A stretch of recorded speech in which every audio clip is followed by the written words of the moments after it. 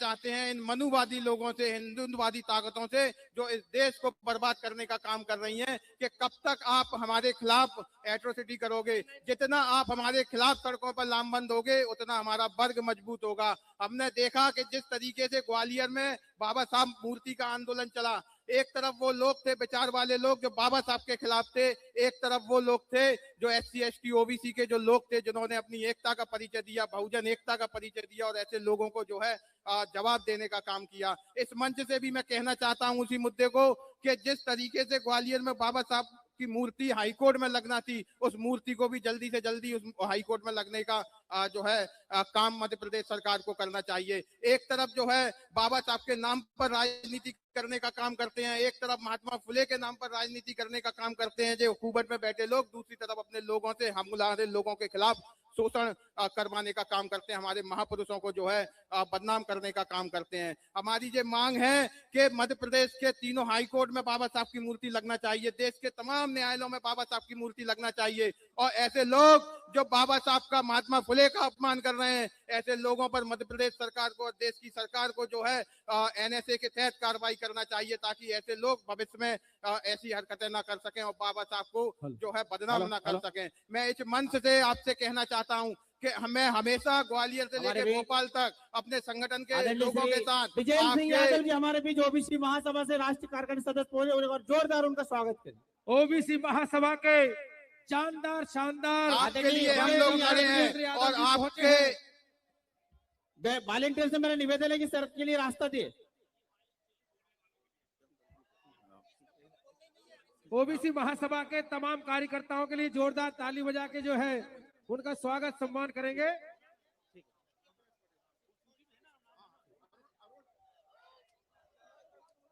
देश में एकता का परिचय देते हुए कि हम आपस में मिलकर इसी तरीके से इस देश की मनुवादी ताकतों से, हिंदुत्ववादी ताकतों से लड़ते रहेंगे। और अंत में मैं ये कहना चाहता हूं कि जिस तरीके से बाबा साहब ने जब संविधान का निर्माण किया, बाबा साहब ने जब संविधान का निर्माण किया तो वो जब पहला शब्द हम लिख रहे थे तो उस हम में आपको और हमको, पूरे देश को समाहित कर रहे थे और वो हम का मतलब एक तरीके से तुम लिख रहे थे। बाबा साहब उस हम का मतलब जहां तक मैं समझता हूं कि तुम लिख रहे थे और बाबा साहब जो है ये सोच रहे होंगे कि जब ये मनुवादी ताकतें इस संविधान को तोड़ने और मरोड़ने का काम करें और हमारे वर्ग का शोषण करने का काम करें तो ये तुम जो हम लिख रहा हूं, जो तुम भारत के लोग ऐसे मनुवादियों को और ऐसे हिंदुत्ववादी जो मनुवादी लोग हैं उनको कुचलने का, उनको हराने का काम करना और बहुजन एकता दिखाने का काम करना। इसी के साथ मैं आपसे विदा लेता हूं और ये भरोसा दिलाता हूं कि हमेशा इस मध्य प्रदेश की सड़कों पर आपके साथ लड़ता रहूंगा बाबा साहब के सम्मान में, देश के संविधान के सम्मान में। इंकलाब जिंदाबाद, जय भीम। बहुत बहुत धन्यवाद। मैं पुनः निवेदन करूंगा हमारे साथियों कि आप लोग बैठने का कष्ट करें। बहुत बहुत धन्यवाद। जैसे कि सूचना मिले कि इधर हमारे VIP काफी आने वाले हैं। OBC महासभा का जो दल आया है बिजन जी के नेतृत्व में, अनुरोध करूंगा कि कुर्सियां खाली हैं, कृपया आसन ग्रहण करें सभी लोग। मैं सभी का हार्दिक अभिनंदन वंदन करता हूं कि बहुत जोश से आप लोग आए हैं। हमारे बीच में जैस महाराज सरकार पहुंचे हैं जोरदार के अध्यक्ष संदीप लोहे जी हैं जो महाराष्ट्र से 30 गाड़ियां लेकर पधारे हुए हैं। जिला अध्यक्ष महोदय यहाँ जो पहली पंक्ति है गैलरी में यहाँ बैठने का प्रशासन से मेरा अनुरोध है, प्रशासन से मेरा अनुरोध है कि जो विभिन्न संगठनों के जिला अध्यक्ष हैं उनको कृपया ना रोकें, उनको आप प्रवेश दें ताकि वो आगे जो कुर्सियां उनके लिए अरेंज की गई हैं वो आसन स्थान कर करें और मंच पर उन्हीं लोगों को परमिट करें जिनके नाम लिस्ट में मौजूद हैं। और मैं अनुरोध करूंगा हमारे बीच में अजाक संघ की प्रदेश महिला अध्यक्ष सम्मानीय निर्मला जी हैं कि वो आए और अपने संक्षिप्त उद्बोधन में अपनी बात रखें।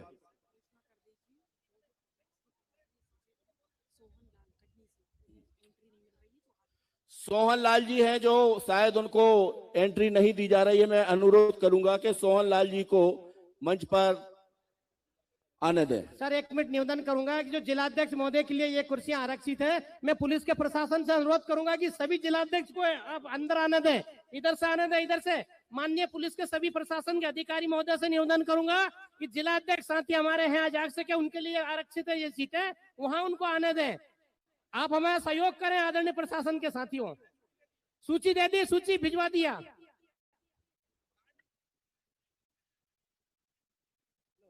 हेलो, चलिए एक छोटा सा गीत और ले लेते हैं। लो इसमें लगा। हमारे संयुक्त मोर्चा के पूरी टीम यहाँ पर पहुंच रही है धीरे धीरे। अभी भीम आर्मी भारत एकता मिशन के राष्ट्रीय अध्यक्ष आदरणीय विनय रतन सिंह जी भी पहुंचने वाले हैं।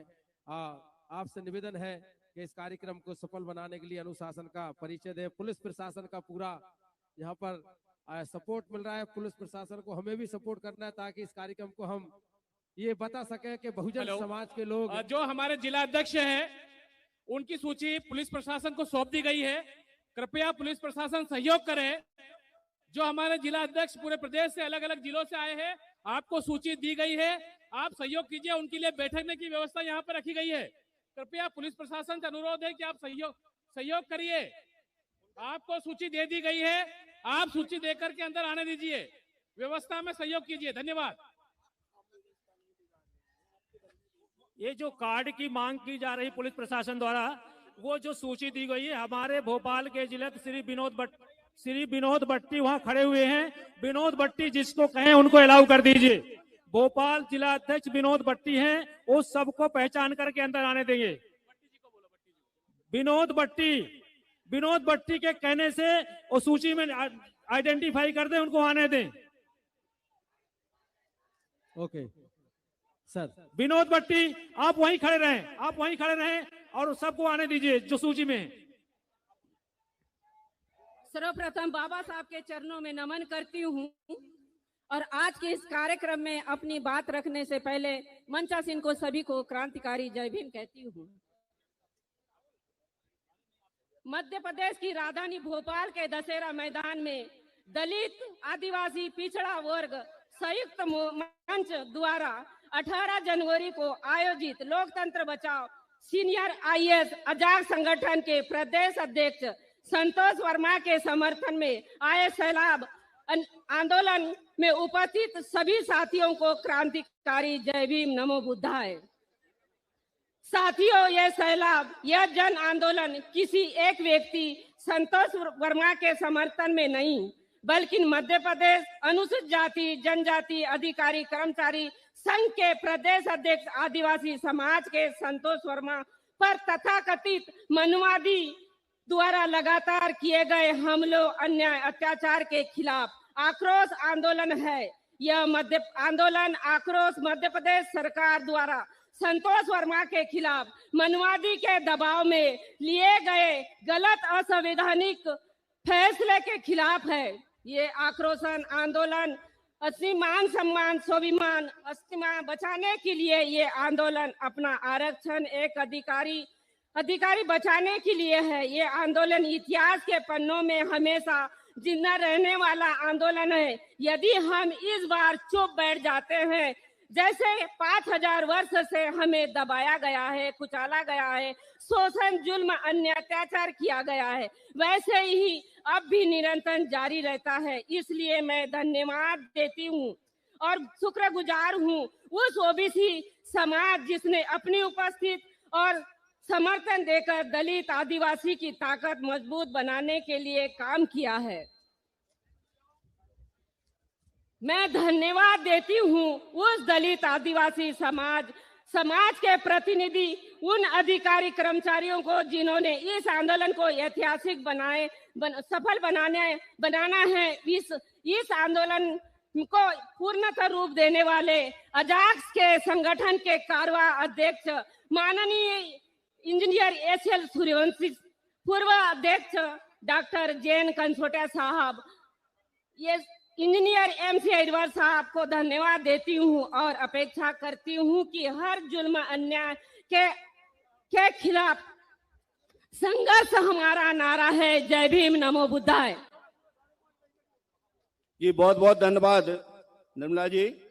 हमारे बीच में छतरपुर से आदरणीय आर.डी. प्रजापति जी पधार चुके हैं, उनका स्वागत है। डॉक्टर विजेंद्र यादव जी हमारे बीच में आ चुके हैं।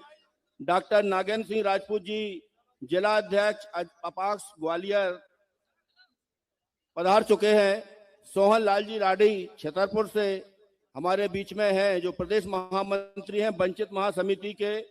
जय बलई समाज संगठन मध्य प्रदेश के तत्वाधान में वो 10 गाड़ियां लाकर इस कार्यक्रम में शिरकत कर रहे हैं। हमारे बीच में जो जानकारी है सारे संगठनों के नाम लिए हैं, और जिन संगठनों के मैं नाम नहीं ले पा रहा हमारे हूं, बीच में तो कंसोटिया कृपया साहब जी पधार चुके आप हैं। लोग अपने संगठन एक बार के नाम जोरदार लेते हैं। करता ताली बजाइए कंसोटिया साहब के लिए, जिन्होंने हमारे मैं- लिए संघर्ष करा है। कंसोटिया साहब जी हमारे मंच पर उपस्थित है, जोरदार करता ताली से स्वागत कीजिए सबका। भीम आर्मी के भी विभिन्न जिलों से आए हुए हैं, कंसोटिया और मैं साहब चाहूंगा संघर्ष कि आप करो। लोग मंच की गरिमा बनाए रखें कंसोटिया साहब ताकि संघर्ष कार्यक्रम करो। स्मूथ रूप से जय जय जय जय जय सफल हो सके। भीम। जय जय जय जय जय भीम। वर्मा साहब संघर्ष करो, वर्मा साहब संघर्ष हेलो। करो।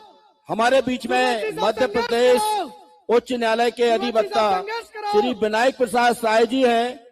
मैं उनसे अनुरोध करूंगा कि वो मंच पर आएं और अपनी बात रखें। आदरणीय विनायक प्रसाद जी साय एडवोकेट।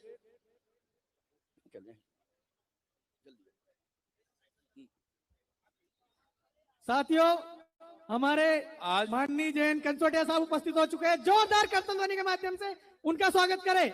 जय जय जय जय जय भीम। जय जय जय जय जय भीम। बाबा साहेब अमर है, हम सबकी एकता जिंदाबाद। हाँ ठीक है, साहब को भाषण दे- साथियों, बंद करो भाई। आज के ओबीसी SC ST संयुक्त मोर्चा के मंच पर उपस्थित सभी हमारे मूल निवासी साथी, बहुजन साथी, माताएं एवं बहनें एवं इस प्रांगण में उपस्थित सभी साथियों, आज जो अपना ये मोमेंट दिख रहा है, ये हमारे बीच में वरिष्ठ IAS आदरणीय जैन कंसोटिया जी पधार चुके हैं। मैं चाहूंगा कि उनका जोरदार तालियों से स्वागत करें। एक बार साहब से भी निवेदन करेंगे, कंसोटिया साहब एक बार हाथ हिला के अभिवादन कर दें, आगे सब लोग आपको देख लें। साथियों, थोड़ा सा सभी लोग देख लें आपको। एक बार ताली बजा के जोरदार माननीय जैन कंसोटिया साहब का स्वागत, वंदन, अभिनंदन करेंगे। कंसोटिया जी के एक बार जोरदार नारा लगाएंगे। जय जय जय जय जय भीम। जय जय जय जय जय भीम। जय भीम, जय भीम। सभी साहब का अभिनंदन करें। एक बार खड़े हो जाए सभी लोग, अपने अपने स्थान पर खड़े हो जाए साहब के सम्मान में। आदरणीय साहब हमारे बीच में उपस्थित हो चुके हैं, उनका हम हार्दिक स्वागत करते हैं, वंदन करते हैं, अभिनंदन करते हैं। सभी एक साथ जोरदार नारा लगाए। जय जय जय जय जय भीम। जय भीम, जय भीम। कंसोटिया साहब संघर्ष करो, कंसोटिया साहब संघर्ष करो। हम आपके साथ हैं, संतोष वर्मा जी कृपया संघर्ष शांति बनाए करो। रखें। हम आपके साथ हैं। साथियों, आज जो हमारा आप लोगों का जो जुनून देख रहा है, जो जोश दिख रहा है, स्पष्ट रूप से ये संदेश देता है कि जो बाबा साहब का हमारे संविधान पे जो आंच लाने का प्रयास कर रहे हैं, ये आ नहीं सकती। संविधान पर ये जो प्रहार करना चाहते हैं, संविधान का कुछ कर नहीं सकते। ये आप लोगों का जुनून ये बताता है। जिस तरह से संविधान विरोधी लोग, सामाजिक न्याय के विरोधी लोग संविधान को ताक पे रख करके हमारे संवैधानिक अधिकारों का हनन करते हैं और संवैधानिक पदों पे बैठ के असंवैधानिक कार्य करते हैं, उनको यह संदेश है कि समझ जाओ, नहीं वो दिन दूर नहीं, संवैधानिक तरीके से तुम्हें वो सब बता दिया जाएगा। जिस तरह से अभी एक जो है बड़े एक कोई मिश्रा था फोटोग्राफी जो कि ग्वालियर में आतंक फैलाने का प्रयास कर रहा था, आगे से हट जा भैया। मोबाइल उसको वाले, संवैधानिक तरीके से ये मोबाइल वाले प्रशासन ने भैया उसको बताया है। मोबाइल वाले भैया आगे से हट जाइए। साथियों, हमारा जो संवैधानिक अधिकार है, ओबीसी को 27% दिया गया, कानून पास हो गया विधानसभा से, लेकिन संवैधानिक पदों पर जो बैठे हुए असंवैधानिक लोग हैं, असंवैधानिक विचारधारा के लोग हैं, उनके कारण आज भी हमारे ओबीसी के 13% पद होल्ड किए गए हैं। और जो सामाजिक न्याय के तहत जो संविधान अधिकार देता है, हमें जनसंख्या के अनुपात में देता है, लेकिन ये जो सामाजिक न्याय के विरोधियों ने संविधान को लागू होने से जो रोक रखा है, इसका परिणाम यह है कि आज भी जो हमारी सरकार में भागीदारी होनी चाहिए, जनसंख्या का अनुपात से बहुत पीछे है। जहां ओबीसी, एससी और एसटी की आबादी मध्य प्रदेश में 88% के आसपास है, और अगर सरकार में हम भागीदारी देखें तो 13-14% होती है। और 13-14% में भी क्लास 1 ऑफिसरों में तो 1-2% लोग हैं। क्लास 3, क्लास 4 में जो है हमारे लोगों की कुछ संख्या है। तो ये जो है, जो असामाजिक न्याय के जो विरोधी लोग हैं, वे संविधान के पदों पर कब्जा किए हुए हैं और संविधान के विरोध में जाकर के काम कर रहे हैं। और उसके लिए जो संविधान की जिम्मेदारी दी गई है, संविधान की पालन कराने की न्यायपालिका पर, न्यायपालिका भी संवैधानिक अधिकारों को पालन करने में सक्रिय दिखाई नहीं देती है।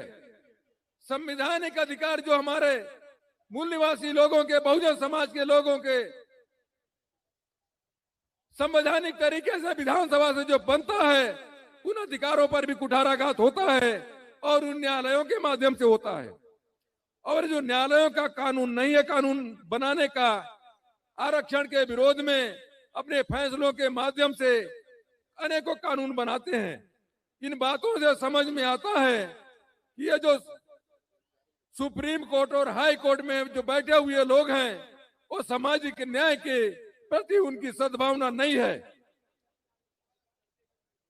उसी का परिणाम है कि आज हम इस समाज में, इस प्रांगण में उपस्थित हुए हैं, और जब इनके जो असंवैधानिक शास्त्रों में लिखी हुई बातों को हम बताते हैं, तो जिस तरह वर्मा जी को घेरने का प्रयास कर रहे हैं, ये नहीं बताते कि हमारे जो धर्म ग्रंथ हैं वो गलत हैं, बल्कि वो कहते हैं कि इन्हें गलत बोल दिया। अरे अपने तुम्हें शर्म होनी चाहिए, अपने धर्म ग्रंथों पे शर्म करो। तुम्हारे धर्म ग्रंथों में क्या लिखा हुआ है, अगर उसकी बात को हम यहाँ बताएं तो तुम्हें शर्म आती है और हमारे ऊपर आरोप लगाते हैं। अभी भी हमारे एक विधायक जी हैं, उनके ऊपर आरोप लगा। उन्हें बताया कि तुमने महिलाओं के बारे में क्या लिख रखा है, तो उन्हें कहा ये महिलाओं के प्रति इनका ये विचार है। अरे उनके वो विचार नहीं थे, उनने तो बताया था कि तुम्हारे शास्त्रों में क्या लिखा हुआ है।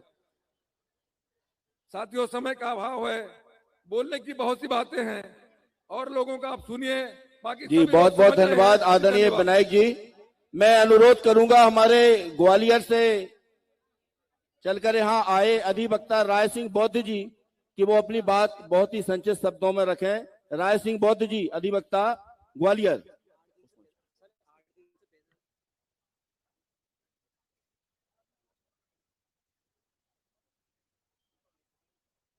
आगर मालवा से जो पैदल यात्रा करके हमारे बीच में आए हुए हैं, रोडमल मालवी जी, रामेश्वर मालवी जी, मनोज बोल्टियर जी, उमराव सिंह जी, बालचंद जी, गोविंद जी, अर्पित राज जी, गोकुल मालवी जी, रामकिशन जी, अजय मालवी जी, धीरज जी, धर्मेंद्र जी, पंकज जी, राम बाबू जी, आपका बहुत बहुत स्वागत है इस कार्यक्रम में।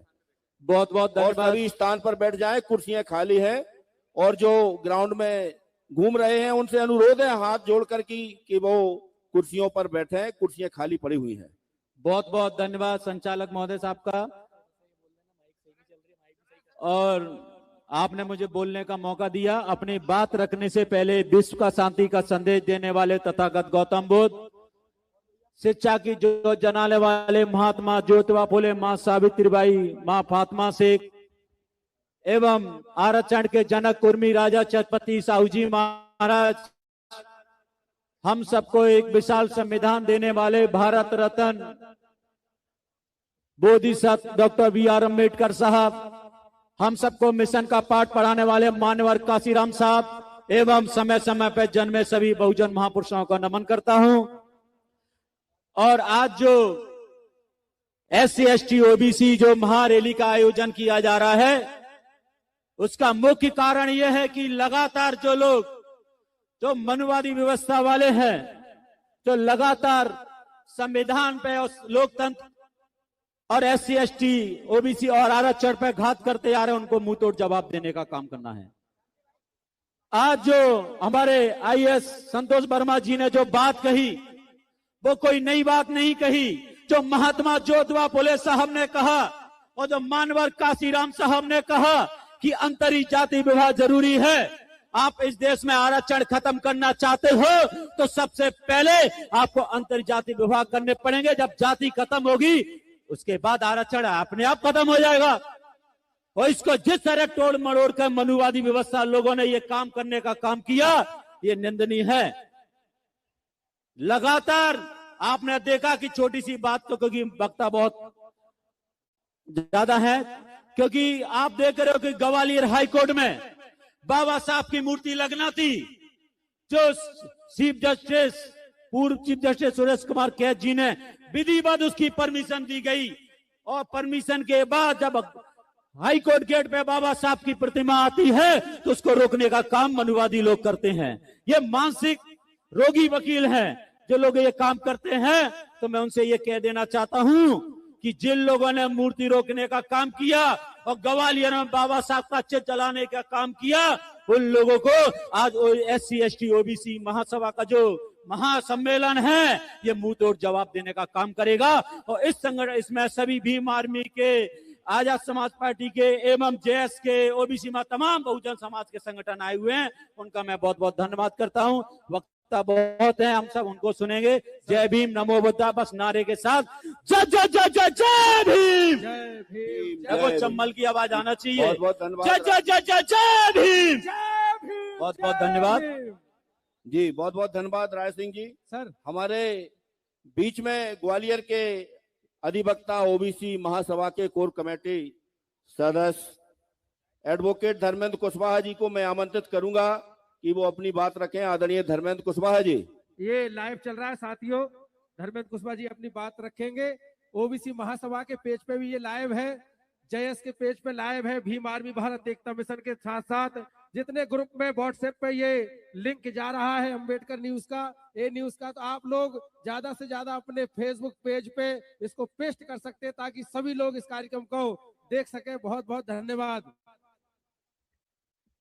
मेरे साथ एक आवाज के साथ, क्योंकि ये आवाज ये भाईचारा की आवाज है, तो मेरे साथ हम लोग सब बोलेंगे, बाबा साहब अमर रहे। अमर है, अमर है। बाबा साहब अमर है। अमर है, अमर है। महात्मा फुले अमर है। अमर है, अमर है। साहू जी महाराज अमर है। अमर है, अमर है। शरद यादव अमर है। अमर है, अमर है। सुखलाल कुशवाहा अमर है। अमर है, अमर है। हमारी एकता जिंदाबाद। जिंदाबाद, जिंदाबाद। भारत का संविधान जिंदाबाद। जिंदाबाद, जिंदाबाद। धन्यवाद।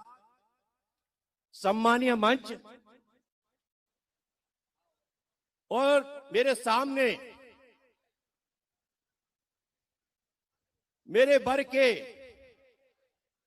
सभी माता बहनें, भाइयों, बुजुर्ग और भाई, मेरे छोटे भाइयों, मैंने आप सबको सबसे पहले तो मैं धन्यवाद दूंगा कि जो संयुक्त मोर्चा के द्वारा के आह्वान पर आप लोग आए और ये लड़ाई इस मध्य प्रदेश की राजधानी भोपाल से जो 1585 का आवाज अब इस मंच से उठ रही है, मैं सबसे पहले आप लोगों का क्रांतिकारी जय ज्योति जय भीम बोलता हूं। दोस्तों, देश के अंदर और मध्य प्रदेश के अंदर, खासकर मध्य प्रदेश में जिस प्रकार से OBC वर्ग पर, SC ST वर्ग पर और माइनॉरिटी पर जिस प्रकार से कुछ जातिवादी लोगों के द्वारा, कुछ मनुवादी लोगों के द्वारा और जो सदियों से हमारे अधिकारों पर, हमारी हिस्सेदारी पर बेईमानी तरीके से बैठे हुए लोग, जो एक षड्यंत्र पूर्वक तरीके से इस वर्ग को टारगेट कर रहे हैं, मैं इस मंच के माध्यम से कहना चाहता हूं कि मध्य प्रदेश में ऐसे लोगों के खिलाफ हमें और आपको एक होकर इन्हें इस मंच के माध्यम से शपथ लेना होगा कि जिस प्रकार से 2019 में 27% आरक्षण को पूर्व की सरकार ने दिया और 13% होल्ड कुछ जातिवादी लोगों के द्वारा हाई कोर्ट में, सुप्रीम कोर्ट में याचिका के माध्यम से वो ये रोकने का काम किया।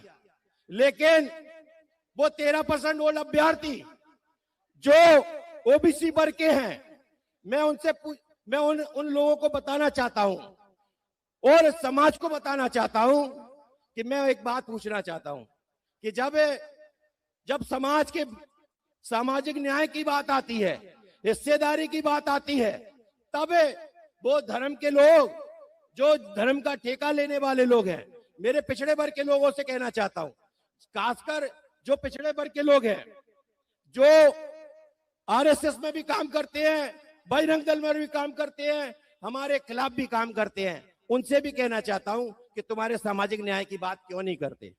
एक बात और कहूंगा, क्योंकि जिस प्रकार से आज संतोष वर्मा साहब के साथ उन जातिवादी लोगों के द्वारा, जो उनके विधायक, जो एक जाति विशेष के लोग थे, वो लोग मुख्यमंत्री जी के पास जाते हैं, लेकिन एक बात है, वो अपने समाज के लिए वो एक हो जाते हैं। लेकिन मैं पिछड़े वर्ग के लोगों से कहना चाह रहा हूं कि 3000 साल से जो बेईमानी तरीके से ओबीसी वर्ग के लोगों की हिस्सेदारी को खाए बैठे हुए हैं, उनके लिए कभी हमारे लोग बैठे क्या? नहीं बैठे। एससी के विधायकों से भी कहना चाहता हूं, एसटी के विधायकों से भी कहना चाहता हूं, सांसदों से भी कहना चाहता हूं, जब संतोष वर्मा साहब पर जो कार्रवाई जो की थी, उसके लिए हमारे सांसद, हमारे विधायक क्यों नहीं आवाज उठाई? क्या गलत बोला? उन्होंने यही तो बोला था कि जब समता की बात आएगी, जब ममता की बात आएगी, तो हमारे आरक्षण के खत्म करने की बात कह रहे हो। तो आप समता के लिए जो बाबा साहब ने कहा था कि रोटी बेटी का संबंध करेंगे तो समता आएगी, तो ये कौन सी गलत बात कही? लेकिन मैं एक बात कहूंगा, अगर इस मंच से आप लोग कहना चाहते हैं, जिन लोगों ने, जो विधायक थे, जो संतोष वर्मा के खिलाफ आए थे, क्या उनको वोट दोगे क्या? और ये शपथ लेना होगा कि 2028 की बात हो चाहे 27 की बात हो, अब आपको यहीं से शपथ लेना होगा कि चाहे कोई भी हो, हमें एससी एसटी ओबीसी के लोगों को अब वोट देना होगा, इसके अलावा किसी को नहीं देना होगा। ओबीसी महासभा जिंदाबाद। और इस लड़ाई को जिस प्रकार से धन्यवाद देता हूं मैं संतोष वर्मा साहब को, मैं हमारे भुवनेश पटेल अंकल जी को, जो रात दिन अजाक से अपाक से जो कर्मचारी संघ है और भीम आर्मी है, हमारे जय से तमाम सारे ओबीसी महासभा के क्रांतिकारी साथी है, जो रात दिन काम कर रहे हैं, मैं आप लोगों से कहना चाहता हूं, जिस प्रकार से आज भाईचारा बना है, इस भाईचारे को आप लोग बना के रखिए, तभी इस लड़ाई को हम जीत पाएंगे।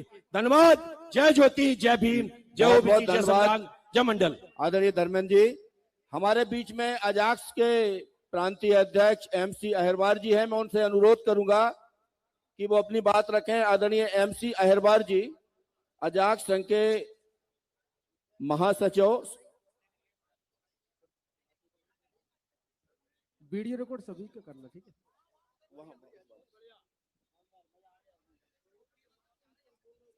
ये हमारे बीच में ओबीसी महासभा जिला अध्यक्ष पन्ना के राम भगत जी हैं, पिछड़ा महासंघ जिला अध्यक्ष नत्थू सिंह यादव जी हैं, सुनील टाइगर जी हैं, भुवनेश आदिवासी जयेश वो भी मौजूद हैं। राम प्रताप प्रजापति, नंद किशोर पटेल जी प्रदेश सचिव, राम पटेल जी अजाक्स के, वो भी हमारे बीच में आ चुके हैं। ए न्यूज लाइव इंडिया पे ये कार्यक्रम लाइव चल रहा है साथियों, जिसका लिंक सभी जगह भेज दिया गया है। आपकी अपनी जिम्मेदारी के साथ अपने अपने व्हाट्सएप पे उस लिंक को भेजें ताकि सभी लोग व्हाट्सएप के माध्यम से इस काम को कर सके। हमारे साथ बैरसिया से भी काफी बड़ी टीम में हुकम चंद कुशवाहा पटेल जो है अपने साथियों के साथ पहुंचे हैं। एक बार ताली बजाकर उनका भी जोरदार स्वागत कर दें। साथियों, आज हम अपने बात को रखने के पूर्व मीडिया कर्मियों को स्थान आरक्षित किया गया है। कृपया निर्धारित स्थान पर मीडिया कर्मी बैठ के अपनी रिपोर्टिंग बाबा करें। साहेब को एक उद्घोष के साथ याद करना चाहेंगे, तो मैं जिस तरह से आप बोलूंगा आप भी उसी तरह से प्रतिध्वनि में अपनी आवाज लगाएंगे। जय जय जय जय जय भीम, जय भीम, जय भीम, जय जय जय जय जय भीम, जय भीम, जय भीम। बिरसा मुंडा अमर है, अमर है, अमर है। फूले साहब अमर है, अमर है, अमर है। थैंक यू साथियों। मैं अपनी बात को रखने के पूर्व अपना परिचय देना चाहता हूं। मैं एमसी अहरबार हूं और अजाक्स का प्रांतीय महासचिव हूं।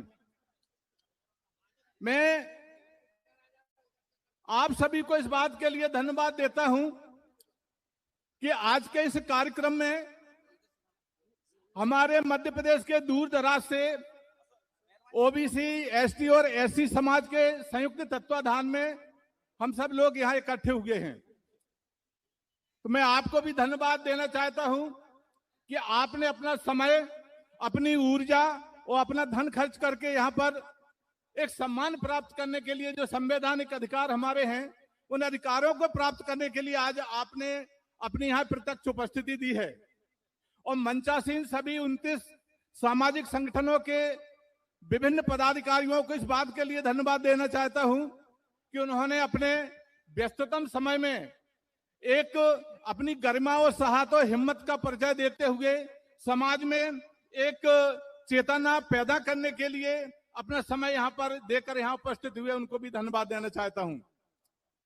अब मैं साथियों अपनी बात को एक स्वागत भाषण के रूप में ही समझे और अजाक्स पिछले 25 साल से जो महसूस करता है कि हमारी सामाजिक मांगे क्या हैं, हमारी संवैधानिक मांगे क्या हैं, उन बातों को लगातार क्यों अनदेखी शासन के द्वारा की जा रही है और क्यों प्रशासन के द्वारा की जा रही है। भारत का संविधान जाति, धर्म, लिंग, भाषा भेद और क्षेत्रीयता का पूरी तरह से मना करता है और आर्टिकल 14 में वह पूरी तरह से समानता का अधिकार देता है। हमारे बीच माननीय प्रांतीय अध्यक्ष श्री संतोष वर्मा साहब यहाँ उपस्थित हैं।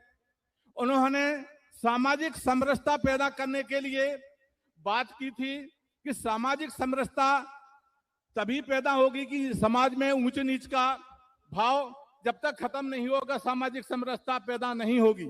इस बात को लेकर मध्य प्रदेश शासन के द्वारा विजातीय शादियां भी की गई हैं और मैं आपको बताना चाहता हूं कि समाचार पत्रों की कतरनों का आप अध्ययन करें तो 2500 शादियां ऊंचे और नीचे वर्ग के बीच में हुई हैं, जिसमें शासन ने पुरस्कार के रूप में करोड़ों रुपए की राशि दी है।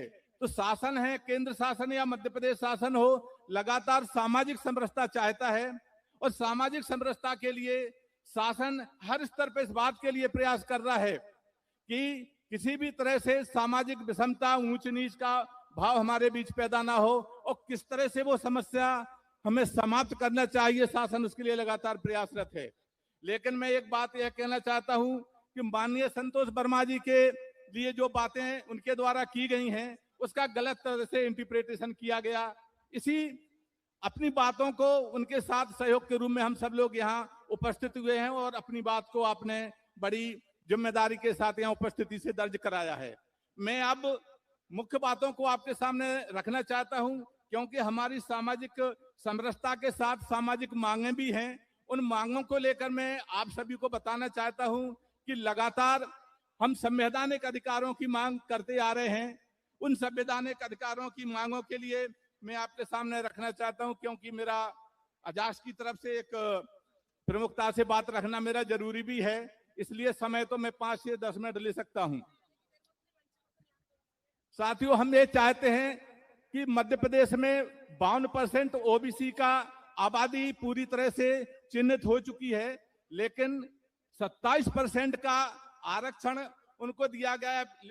व्यवहार में सिर्फ 14% ही आरक्षण है। आज भी 13% आरक्षण होल्ड पे रखा हुआ है। हम चाहते हैं मध्य प्रदेश शासन से कि जो होल्ड रखा गया है उसको होल्ड से मुक्त किया जाए, अनहोल्ड किया जाए, और जो पद ओबीसी के साथ साथ एससी एसटी के पद खाली पड़े हैं उनको पूरी तरह से भर दिया जाए। एक बात हम यह शासन के सामने लाना चाहते हैं।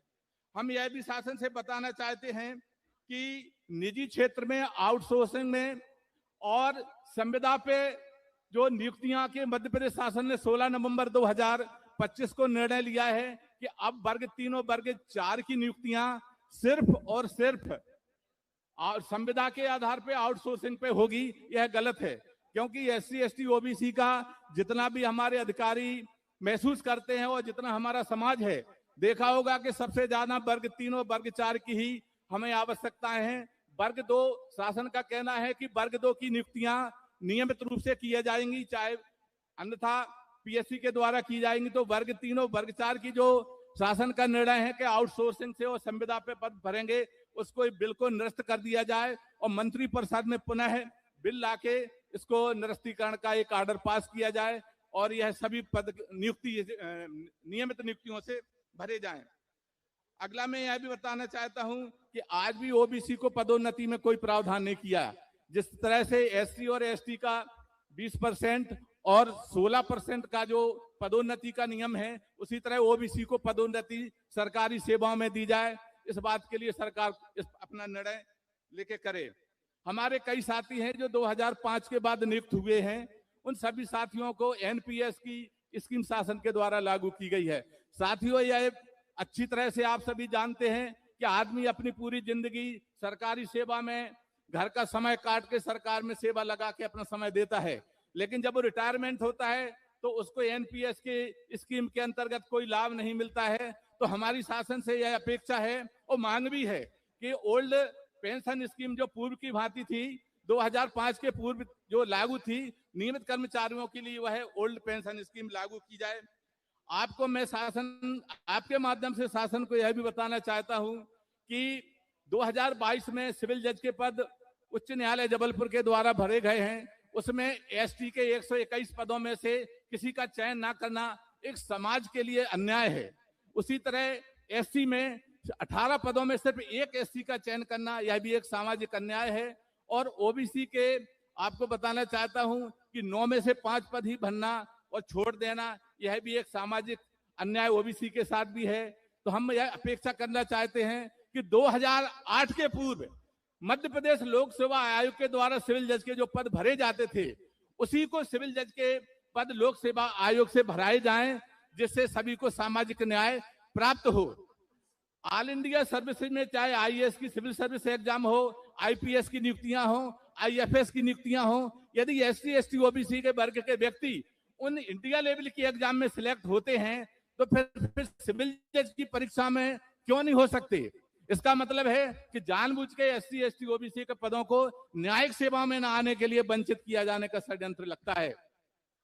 हम शासन से अपेक्षा करना चाहते हैं कि इस बात पे ध्यान दिया जाए और सिविल जज के जो पद भरे जाना है, उनकी जो भर लिए गए 2022 का जो नोटिफिकेशन जारी किया है, उसको निरस्त किया जाए और नए तरीके से पद भरे जाएं। हम यह बात आपको आपके साक्षी में यह बात आपको शासन तक पहुंचाना चाहते हैं। हम यह भी बताना चाहते हैं कि सफाई कामगारों को एक निश्चित मानदेय दिया जाता है। सफाई कामगार रात दिन अपने बच्चों का समय, स्कूल का समय छोड़ के आते हैं और सफाई के रूप में शासन को मदद करते हैं, लेकिन इस कॉन्ट्रैक्टर व्यवस्था में उनको एक निश्चित वेतन मानदेय दिया जाता है, जो एक ऐसे वर्ग के साथ बिल्कुल अन्याय है। तो मैं ये चाहता हूं शासन से, आपके सभी के साक्षी को मानते हुए शासन इस व्यवस्था को निरस्त करे और उनको नियमित नौकरी दी जाए। हम यह भी बताना चाहते हैं कि मध्य प्रदेश में हमारे करोड़ों की संख्या में एससी एसटी ओबीसी के छात्र छात्रावासों में रहते हैं, लेकिन मैं यह बताना चाहता हूं कि उनकी सालों से उनको छात्रवृत्ति प्राप्त नहीं हो रही है। इसी कारण यह हो रहा है कि उनके पढ़ाई में व्यवधान आ रहा है, वो पढ़ नहीं पा रहे, और कई बार ऐसा हुआ है कि उनको अपनी नौकरी छोड़ना पड़ी है। साथियों, मैं मुझे समय में इसलिए थोड़ा और लेना चाहूंगा कि जिस उद्देश्य को लेकर हमारे जिले के लोग यहाँ आए हैं, मैं अपनी बात उनके सामने पूरी रखना चाहता हूं, क्योंकि ये अजास के प्रति और सामाजिक संगठन के प्रति उनकी जो भावना है, जो दिल में उनके प्रति आशा है, मैं उन बातों को पूरा रख के ही मंच छोड़ूंगा। मैं थोड़ा व्यवस्था में क्षमा चाहता हूं। मैं यह भी चाहता हूं साथियों कि निर्माण विभागों में हमारे SC ST OBC को कोई ठेके नहीं मिलते हैं, तो 33% का आरक्षण 1 करोड़ की लागत वाले कामों में हमारे जो युवा लोग हैं, जो बिल्कुल आर्थिक रूप से परेशान हैं, पढ़ लिख के बेरोजगार हैं, उनको वहां पर कॉन्ट्रैक्टरशिप में 33% का आरक्षण दिया जाए, हमारी यह शासन से मांग है। हम यह भी कहना चाहते हैं कि हमारे SC ST OBC के IAS IPS IFS लोग अधिकांश जिलों में उनकी जनसंख्या के आबादी के मान से पदस्थ नहीं है, तो हमारी शासन से यह भी मांग है कि वो जलाद जो हमारे IAS IPS IFS व्यक्ति हैं, उनको आबादी के मान से जिलों में उनको पदस्थ किया जाए। और हमारा जो पेशा एक्ट है 1996 का, आदिवासियों में एडवाइजरी काउंसिल का अभी तक गठन जरूर हुआ था, लेकिन आज भी वो प्रभाव में नहीं है। तो आदिवासी क्षेत्रों में जो ढेर सारे उनके साथ अन्याय हो रहा है, पेशा एक्ट पूरी तरह से प्रभावशील नहीं है, तो उसको एडवाइजरी काउंसिल अनुसूचित जनजाति की बनाई जाए। जो नोटिफाइड जिले हैं मध्य प्रदेश में, उनमें यह व्यवस्था की जाए जिससे आदिवासी समाज के लोगों को लाभ मिले। और मैं यह भी बताना चाहता हूं कि प्रोफेसर जो नियुक्त किए गए हैं 2003 में, वो आज भी प्रोबेशन पीरियड पे अपनी बात को यहाँ पर बताना चाहते हैं और एक सरकार को बताना चाहते हैं कि 2003 से कम 22 साल का समय निकल गया है। उस 22 साल में उनका प्रोबेशन आज भी चल रहा है। तो मैं शासन से यह अपेक्षा करना चाहता हूं कि उनको उनका प्रोबेशन पीरियड खत्म करके उनको प्रोबेशन पीरियड खत्म कर दिया जाए, जिससे मध्य प्रदेश शासन की प्रोफेसर्स की सेवा में जो लाभ मिलता है वो लाभ उनको प्राप्त हो। और मैं अपने मुद्दे की बातों को मैंने आपके सामने रखने की कोशिश की है। मैं यह चाहता हूं कि मध्य प्रदेश का जो अजास का अधिकारी कर्मचारी संगठन है वो सामाजिक समरसता में विश्वास करता है।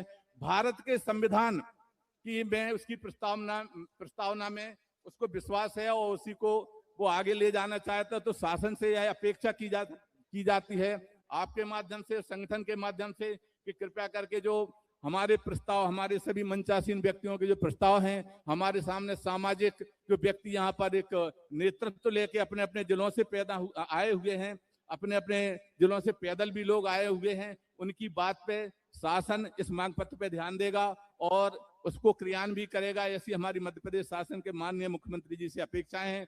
आपने मेरी बातों को ध्यान से सुना। एक बार आपकी उपस्थिति में आप सभी को एक बार धन्यवाद देता हूं। मंचासीन व्यक्तियों के लिए भी अपना आभार व्यक्त करता हूं कि आपने ध्यान से सुना। बहुत बहुत धन्यवाद। जय भीम, जय संविधान। जी बहुत बहुत धन्यवाद आदरणीय MC अहिरवार जी। MC अहिरवार द्वारा सीरीज बनाई जाती है अम्बेडकर की, तो सभी यूट्यूब पर उनको लाइक करेंगे MC अहिरवार जी को। हमारे बीच में आदरणीय विभा पटेल जी पधार चुकी हैं, उनका जोरदार ताली बजा के स्वागत करें। और हमारे बीच में आदरणीय बहादुर सिंह लोधी जी भी पधार चुके हैं, जो पिछड़ा वर्ग संयुक्त संघर्ष मोर्चा के संरक्षक हैं, उनका जोरदार ताली बजाकर स्वागत करें। और जो हमारे बीच में कुछ युवा साथी जो निरंतर 11 दिन पैदल चल करके यहाँ आए हुए हैं शिवपुरी से, मैं उनका नाम लेना चाहूंगा।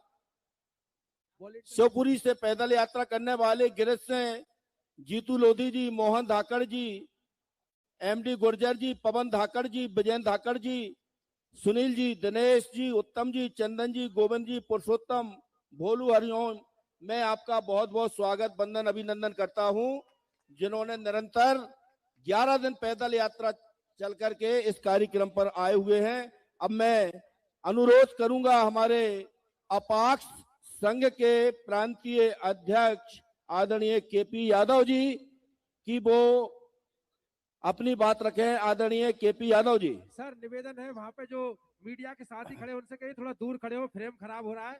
मेन कैमरे का आपसे निवेदन है थोड़ा दूर से आप ले। हमारे बीच में FSI भारतीय छात्र संघ के भी प्रांतीय उपाध्यक्ष दीपक पासवान जी भी हैं, ओबीसी महासभा जिला अध्यक्ष रीवा से छोटे लाल जी रजक हैं। सम्मानीय मंच एवं कार्यक्रम में उपस्थित मध्य प्रदेश के 313 विकासखंड, 428 तहसील और 55 जिला 10 संभाग के से पधारे हुए अजाक सपाक्स और विभिन्न संगठनों के बहादुर साथियों, ये शंखनाद आज जो हुआ है, इसको करने के पीछे आदरणीय भुवनेश कुमार पटेल जी की बहुत बड़ी रणनीति है, जिनको मैं इस मंच के माध्यम से बहुत साधुवाद देना चाहता हूं। साथियों, हमें संविधान में अधिकार मिले। मैं बहुत कम समय में अपनी बात रखूंगा क्योंकि वक्ता बहुत अधिक है। हमें संविधान में के अनुच्छेद 15, 16, 46, 330, 332 में अनुसूचित जाति, अनुसूचित जनजातियों के उत्थान के लिए आरक्षण मिला और जो धारा 330 है, उस धारा 330 में अनुसूचित जाति, अनुसूचित जनजाति के लिए लोकसभा में आरक्षण की व्यवस्था की और उसी के तहत मध्य ऑल इंडिया में शेड्यूल कास्ट की 84 सीटें हैं लोकसभा में और शेड्यूल ट्राइब की 47 सीटें हैं लोकसभा में। साथियों, धारा 332 के तहत मध्य देश की विधानसभा में अनुसूचित जाति, अनुसूचित जनजातियों को आरक्षण की व्यवस्था हुई। इसी के तहत मध्य प्रदेश में 35 सीटें शेड्यूल कास्ट के लिए और 47 सीटें शेड्यूल ट्राइब के लिए 42 सीटें हैं। साथियों, लेकिन देश जब आजाद हुआ उस समय क्या हुआ? नहीं है सुभाष आज रक्षक वतन के, नहीं चंद्रशेखर जो खाएंगे गोली, खुद भी नहीं कोई जो फांसी पे झूले, नहीं कोई भगत जो मचाएंगे होली, नहीं कोई लोहिया, नहीं कोई गांधी, नहीं कोई बंकिम, वंदे मातरम की बोली। भटका वतन आज स्वार्थ की गुलामी में, शर्म ना किसी को, सब भरे अपनी झोली। क्या हुआ? बाबा साहब ने पिछड़ों के उत्थान के लिए भारत के संविधान में धारा 340 का उल्लेख किया था, जिसके तहत धारा 340 के तहत इस देश में पहला आयोग का लड़कर कमीशन बैठा, जिसकी रिपोर्ट 1955 में आ गई थी, लेकिन उस रिपोर्ट में कोई भी कार्रवाई नहीं की गई। इसके बाद दोबारा 1977 में सरकार बदली और मंडल कमीशन बैठा। मंडल कमीशन की रिपोर्ट 1980 में आ गई थी। वो रिपोर्ट भी 10 साल तक कचरे की टोकरी में पड़ी गई और 1990 में यह रिपोर्ट लागू हुई। साथियों, और जो लोग कहते हैं कि आरक्षण 10 वर्ष के लिए है, तो ये आरक्षण 10 वर्ष के लिए धारा 330 में है, 332 में है, लेकिन अनुच्छेद 15, 16 में नहीं है, जहां शिक्षा, पढ़ने लिखने का अधिकार, नौकरी चाकरी का अधिकार। साथियों, मैं बहुत कम समय में अपनी बात को रखूंगा। एक और बात बताना चाहता हूं कि ओबीसी को भारत के संविधान में संशोधन करने की आवश्यकता नहीं है। भारतवर्ष में ओबीसी की जनसंख्या 52% है और इसके लिए संविधान में आरक्षण की कोई लिमिट का वर्णन नहीं है। आप संविधान को उठा के पढ़ लेना। और ईडब्ल्यूएस को जब 10% आरक्षण को मंजूरी दी, तो बालाजी जजमेंट के कारण जो 50% सीमा थी, वो सीमा ऑटोमेटिक खत्म हो गई। इसलिए सरकार को एक लाना चाहिए, संसद में अध्यादेश लाना चाहिए और ओबीसी को आरक्षण 52% इस देश में लागू करना चाहिए। जिसकी जितनी हिस्सेदारी उसकी उतनी भागीदारी। इसी के बाद मैं डॉक्टर संतोष वर्मा जी के संबंध में एक शब्द बोलूंगा। चमन को सींचने में पत्तियां कुछ झड़ गई होगी, यही इल्जाम लग रहा है हम पर बेवफाई का। चमन को रोन डाला जिसने अपने पैरों से, वही वादा कर रहे चमन की रहनुमाई का। जय हिंद, जय भीम, जय जोहार, जय बिरसा मुंडा। बहुत बहुत धन्यवाद आदरणीय यादव जी। हमारे बीच में जो पिछड़ा वर्ग संयुक्त संघर्ष मोर्चा के संरक्षक हैं आदरणीय बहादुर सिंह लोधी जी, मैं उनसे अनुरोध करूंगा कि वो अपनी बात रखें। आदरणीय बहादुर सिंह लोधी जी जो 78-79 साल के हैं, लेकिन उनका जोश देख के ऐसा लगता है कि वो वास्तव में इस वर्ग के लिए अपना सर्वस्व निछावर कर देना चाहते हैं। ऐसे आदरणीय बहादुर जी। मैं अपनी बात शुरू करता हूं। एक बोध वाक्य से, पुराना है, सबको ध्यान में रखना। हो जाओ तैयार साथियों, हो जाओ तैयार, सोचने का समय गया, उठो लिखो इतिहास नया, अगर संविधान के काम न आए तो जीवन बेकार साथियों, हो जाओ तैयार। आज हम सबको एक साथ इकट्ठा होने का मूल कारण तो संतोष वर्मा जी ही है। मैं तो समझता हूं कि हर महीना एक न एक हमारे अधिकारी के साथ ऐसा ही होता रहे और हम निरंतर इकट्ठे होकर के बैठते रहें और लड़ते रहें। हमें जब तक चोट नहीं लगती तब तक हमारी चेतना जागती नहीं। एक बात याद रखिए, हम योजना बैठक में बैठे थे इस कार्यक्रम की, तब मैंने एक बात कही थी, उस समय किसी ने ध्यान नहीं दिया और शायद आप भी ध्यान ना दें, परंतु यही करनी है, आज नहीं तो कल आपको यही करना पड़ेगा। जो दूसरों के हक अधिकार पर कब्जा करके बैठता है वो सरलता से छोड़ता नहीं है। आपको हक चाहिए तो एक और महाभारत की जरूरत पड़ेगी, आपको लड़ना पड़ेगा, लड़ना पड़ेगा, लड़ना पड़ेगा।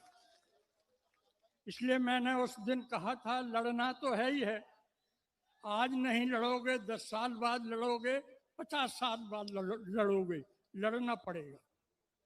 और ये लड़ाई बिना नौजवानों के सहयोग के संभव नहीं। और हमारे तमाम नौजवान जो अपने समाज के लिए काम करना चाहते हैं, समाज के लिए इस देश में विजय होता हुआ देखना चाहते हैं, वो बेचारे नेतृत्वहीन हैं। और जो नेतृत्व कर रहे हमारे पिछड़े वर्ग, उनको राजनीति के अलावा और कुछ दिखता ही नहीं। फौरन संगठनों को तोड़ मरोड़ करके एक नया संगठन खड़ा कर लेते हैं। हमने देख लिया समाजवादी आंदोलन का परिणाम। समाजवादी आंदोलन के कारण जो प्रथम मुख्यमंत्री और प्रथम प्रधानमंत्री बना पिछड़े वर्गों के हक अधिकार के लिए, वो आज मनुवाद की गोद में बैठा है। ये सारी चीजें आप देख रहे हो। इसलिए मैं ऐसा समझता हूं कि आप बैठ लो और 3 वर्षीय कार्यक्रम तय कर लो कि 2026 हम संपूर्ण समाज को जगाने में लगाएंगे। हमारे पोस्टर बैनर होंगे, हमारे कार्यकर्ता होंगे और प्रत्येक जिले जिले, तहसील तहसील, गांव गांव तक जाएंगे। और फिर हमारा 2027 आंदोलन का वर्ष भर आंदोलन चलाएंगे। हम ज्ञापन देंगे और नगर बंद करेंगे, देश को बंद करेंगे। फिर द्वितीय स्तर पर हम सड़कें जाम करेंगे, रेलवे जाम करेंगे। ये आपको वर्ष भर तक ये चलाना पड़ेगा। और तीसरा वर्ष आपका महायुद्ध का वर्ष होगा। हमें नहीं चाहिए आरक्षण, तुम तो हमारी सत्ता छोड़ दो, हमारा हक अधिकार छोड़ दो। ये देश हमारा है, इस देश के हम मालिक हैं। हम समझा रहे हैं, छोड़ दो। तुम सत्ता में आकर के तुमने क्या किया है? तो तुमने महिलाओं का शुद्धिकरण करने का दुष्कर्म किया है। मंदिरों को जिस उद्देश्य से हमारे पूर्वजों ने मंदिर बनाए थे, मंदिर यानी मन के अंदर का विकास, ये शिक्षा से होता है, उनको अज्ञान और पाखंड की दुकानें बना के रख दिया। और उन मंदिरों को आपने वेश्यालय बना के रख दिया। देवदासी प्रथाएं आप सबको ध्यान में है। तुमने अत्याचार किए, हमारे बड़े बुजुर्गों का अपमान किया। जो तुम्हारा लड़का अभी सुसु करना नहीं जानता, उससे पैर पजवाए हमारे बुजुर्गों। हम वचन देते हैं कि देश की बागडोर हमारे हाथ में आएगी तो हम तुम्हारे बड़े बुजुर्गों का सम्मान करेंगे। अपनी बहन बेटी के लिए जो उत्सर्ग हम कर सकते हैं वो आपके लिए करेंगे। और हमें यदि अपने हक अधिकार के लिए संघर्ष करना पड़ा और आपने हमें बाध्य किया, तो आज हम ये घोषणा करते हैं फिर ये हमारे ऊपर निर्भर है। जिनका डीएनए हमसे मेल नहीं खाता, हम उसको भारत में रहने देंगे या भारत के बाहर करेंगे। संघर्ष करो। हमारे मित्र कह रहे दादा संघर्ष करो, हम तुम्हारा साथ देंगे। हमारा साथ मत दो, हमारा तो कहीं और जाने की तैयारी चल रही है। तो तुम्हारा तो अभी जीवने का अवसर है और संघर्ष के अवसर है। ये कहो कि दादा हम संघर्ष कर रहे हैं, जब तक आप जीवित हैं हमारे साथ रहिए, हम आपके साथ में हैं। क्योंकि यदि कल हम चले गए और हमारी ये लड़ाई परिणाम तक नहीं पहुंची, जैसे वर्तमान समय में हम ओबीसी समाज की स्थिति देख रहे हैं, कमोबेश इस स्थिति से एससी और एसटी भी गुजर चुके हैं। हमारे 4-5 नेता तो एससी वर्ग में हो गए। जो एससी वर्ग अपनी योजकता से उत्तर प्रदेश जैसे राज्य का नेतृत्व करता था, आज उनका संसद में एक भी मेंबर नहीं है। एक आध कोई राज्यसभा में है, वो भी जाने वाला है।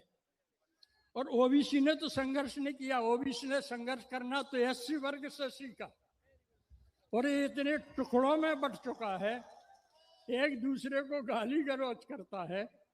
बस पिछड़े वर्ग का रहूं तो मैं ही रहूं, बाकी सब खत्म हो जाए। ऐसी दुर्गति से हम लक्ष्य को नहीं पा सकते। तो लक्ष्य को पाना है तो आप सब एक हो जाइए। ये सभा है, अच्छे अच्छे लोग हैं, कंसोटिया जी हैं, भुवनेश जी, इन सबका मार्गदर्शन मिलेगा। एक संकल्प लेके जाओ कि हम बैठेंगे 2 दिन, 4 दिन, 5 दिन बाद, जो विचारवान हैं, जो कर सकते हैं, और हम तैयारी करें आज से ही कि हम 3 वर्षीय कार्यक्रम के अंतर्गत संघर्ष करेंगे और फिर उस सीमा तक जाएंगे जिसको कहते हैं मरता क्या ना करता। बोलो, ये देश तुम्हारा है तो सत्ता तुम्हारे पास चाहिए। ये देश तुम्हारा है तो इस देश की संवैधानिक अवस्था तुम्हारे अनुसार चलने चाहिए। यह देश तुम्हारा है तो इसकी न्यायिक व्यवस्था आपको संभालना चाहिए। 2 कौड़ी के ये चोर ये कहते हैं मोर संभोग नहीं करता, वो तो आंसू पी के गर्भवती हो जाती है। जो मूर्ख कहते हैं कि हमारी जाति संभोग नहीं करते, हम मंत्र से ही बच्चा पैदा कर लेते हैं। जिनकी मनोदृष्टि अवैज्ञानिक और मूर्खतापूर्ण है, वो न्याय करते होंगे क्या, ये जरूर सोच लीजिए। तो न्यायपाल का हमारे पास में होना चाहिए, व्यवसाय उद्योग हमारे पास होना चाहिए। तमाम तंत्र प्रशासनिक अधिकारी 2015 में क्या हुआ है आपको ध्यान है? हमारे आईएएस 13 में निर्वाचित हुए, चयनित हुए, 2 वर्ष का प्रशिक्षण हो गया और पीएमओ कार्यालय से क्रीमी लेयर। हमारे जो संपन्न वर्ग हैं, पढ़ा लिखा के आईएएस तक जा सकते हैं, उनको अवसर नहीं है। और जो पढ़ा नहीं सकते तो उनको अवसर मिलने का कोई कारण नहीं। यानी प्रशासन में ओबीसी को आने ही नहीं जैसे, ऐसा पीएमओ कार्यालय से मालूम है ना सबको। तो ऐसे लोगों को सत्ता में बैठा रहोगे जो अपनी औरत को नहीं संभाल सकते, उनको तुम देश संभालने को सौंप देते हो।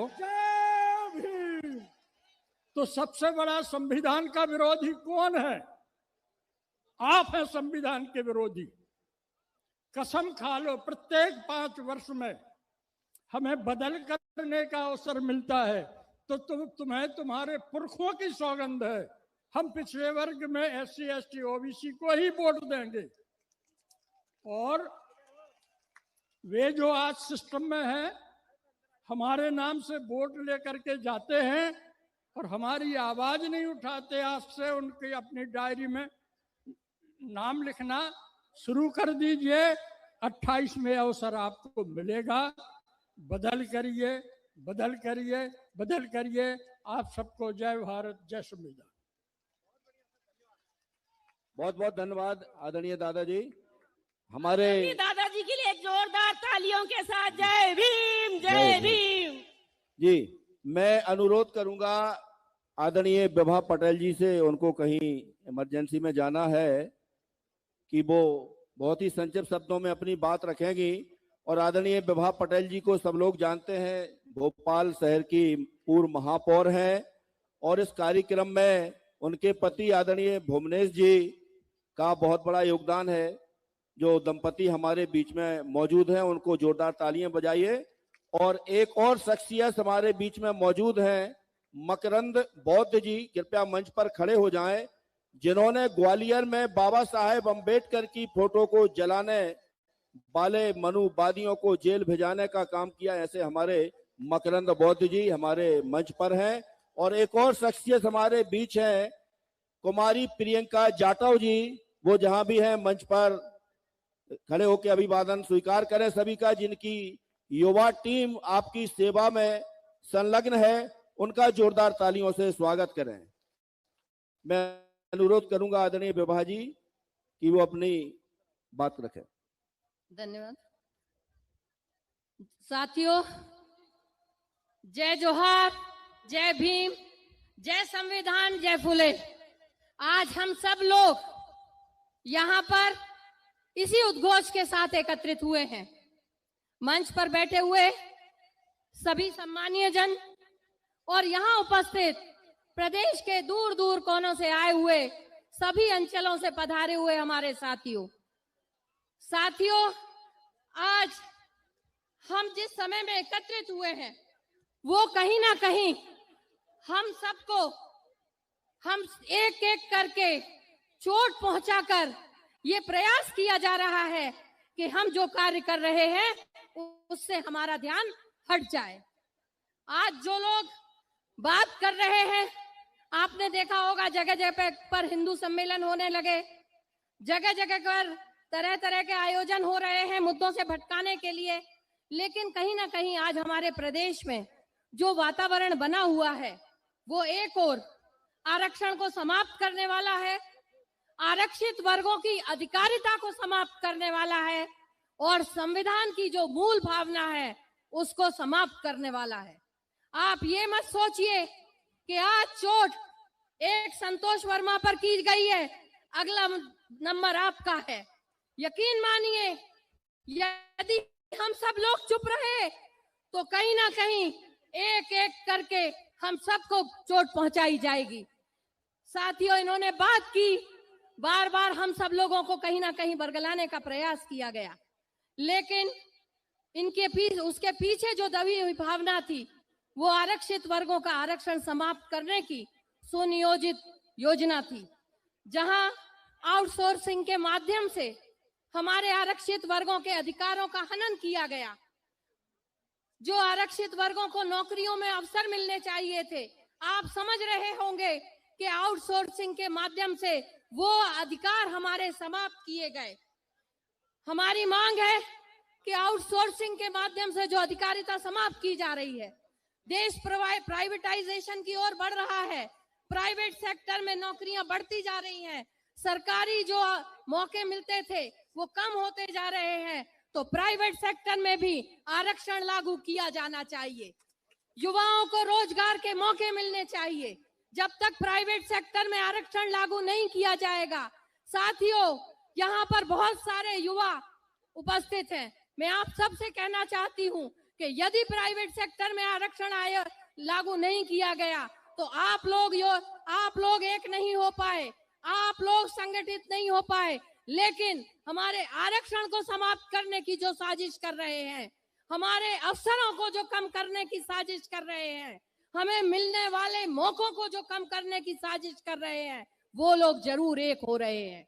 वो आपका अधिकारिता कैसे खत्म करें, इसके लिए आपके बयानों को पकड़ के आपके पीछे पड़ जाएंगे, आपके द्वारा जो कार्यक्रम किए जाएंगे उनको लेकर आपके पीछे पड़ जाएंगे। लेकिन हम सबको एक रहना है, हम सबको एक होकर संघर्ष करना है। बाबा साहब अंबेडकर ने कहा था, शिक्षित बनो, संगठित बनो और संघर्ष करो। यकीन मानिए, यदि हमारा वर्ग शिक्षित नहीं हुआ, हम लोग संगठित नहीं हुए और अगर हमारे संघर्ष में कमी आ गई तो हम लोग कहीं के भी ना रहेंगे। अभी बहादुर सिंह दादाजी ने कहा कि हमको संघर्ष करना पड़ेगा। मैं आपसे यही कहना चाहती हूँ कि जहां हमारे युवा वर्ग को शिक्षा के साथ रोजगार की आवश्यकता है, वहीं हमारे किसानों को एमएसपी पर उनका अनाज नहीं खरीदा जाता, उस एमएसपी की आवश्यकता है। हमें हर उस संघर्ष में अपना योगदान देना पड़ेगा जो हमारे आरक्षित वर्गों के अधिकारों का हनन करने वाला हो। आप सोचिए कि यदि कहीं पर भी किसी भी जगह पर हमारे एससी, एसटी, ओबीसी के व्यक्ति के साथ यदि अन्याय होता है तो मैं आपसे कहना चाहती हूँ कि चाहे हम किसी भी स्थिति में हो, आप यदि हमसे संपर्क करेंगे तो जो हमारी क्षमता है, जो हमारी लियाकत है, जो हमारी योग्यता है, उस योग्यता के आधार पर आपके साथ हम लोग खड़े होंगे। और आप सबसे फिर मैं ये आह्वान करना चाहती हूँ कि आज तो ये केवल एक शुरुआत है, आज ये शुरुआत है अपने संघर्ष की, आज ये शुरुआत है हम सबके एक होने की, आज ये शुरुआत है हमारे आगे बढ़ने की और इसको हमें बंद नहीं करना है। लगातार ये जो आज चिंगारी यहाँ से शुरू हुई है वो लगातार जारी रहेगी, मध्य प्रदेश के हर कोने में जलेगी, मध्य प्रदेश के हर अंचल में पहुंचेगी। और आप सबके का मैं बहुत धन्यवाद करते हुए अपनी वाणी को विराम देना चाहती हूँ। जय भीम, जय संविधान। जी बहुत बहुत धन्यवाद आदरणीय विभा भाभी जी। मंच पर जो कैमरे से रिकॉर्डिंग कर रहे हैं मैं उनसे अनुरोध करूंगा कि वहां से हट जाएं।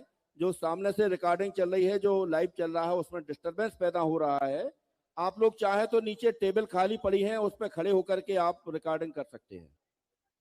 हमारे बीच में सत्यानंद जी महाराज हैं और जबलपुर से पधारे नौकेलाल प्रजावी हैं, उनका मैं बहुत बहुत स्वागत करता हूं।